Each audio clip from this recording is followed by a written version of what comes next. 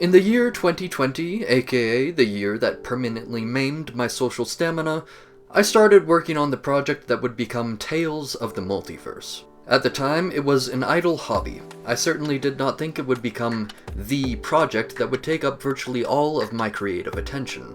I am a writer, and my long-term goal is to become a successful author of fantasy and science fiction. As such, this project kind of slowly sidelined me, and here I am with a Patreon, a YouTube channel, and a Discord channel, none of which are very active at the moment. So far, I have 3 patrons, 2 childhood friends, and my mother. But hey, you gotta start somewhere, right? But what was the impetus for this thing in the first place? Why Tales of the Multiverse? Well, I have been playing Dungeons & Dragons on and off for many years now. I love the game dearly, and I love the communal experience of role-playing with a group. I do, however, grow tired of the same old standard fantasy setting. I love me some sword and sorcery, but I also love me some space operas, some cyberpunk, planetary romance, superheroes, shonen battle anime, Weird West. There's just so much more territory to explore.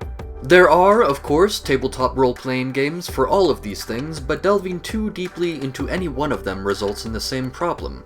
You aren't hanging out with the other genres. So I thought, hey, why settle for one genre when you can have all of them? A world-hopping, multiversal setting allows for an ever-changing experience, and all the alternate universe hijinks unique to the genre. I made a setting for exactly that, and crafted an RPG system to go with it, basing it on OGL content, but changing the things I did not like about it, such as the somewhat convoluted ability score system which leads to certain things such as muzzle-bound barbarians with low charisma scores being subpar at intimidation. My socially challenged Conan ripoff is supposed to be scary, damn it! Character progression is also much more open, with players selecting individual powers as they level up rather than being pigeonholed into very specific class-based builds.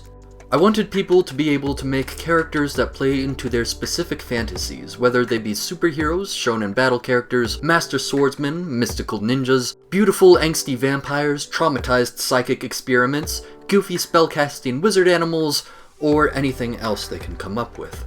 Now, what if you like the setting of Tales of the Multiverse, but you don't want to learn a whole nother RPG system? Maybe you're perfectly happy with 5e, Pathfinder, GURPS, Dungeon World, or whatever else you were used to. Well then, I would encourage you to join the party with your group's preferred system. As long as the GM has the resources and/or creative motivation to drum up encounters across different fictional genres, I see no reason to limit you to my loadout. The multiverse is a big place after all, maybe the rules just work a little differently wherever you are. Getting back to the motivation for this project, I guess I just really wanted to craft a setting that everybody could have fun with, regardless of what their preferred genre is. A horizonless expanse of the strange, the beautiful, and the unexpected, where heroes may come in any shape, where programs may battle with dreams, and where the gods themselves do not know what comes next. What was the impetus for Tales of the Multiverse? It was the same impetus for the rise of cross-dimensional shenanigans in current pop culture in general. Greed. 3 dimensions of space and 1 of time are not enough. You need more. More. More! More! More! More!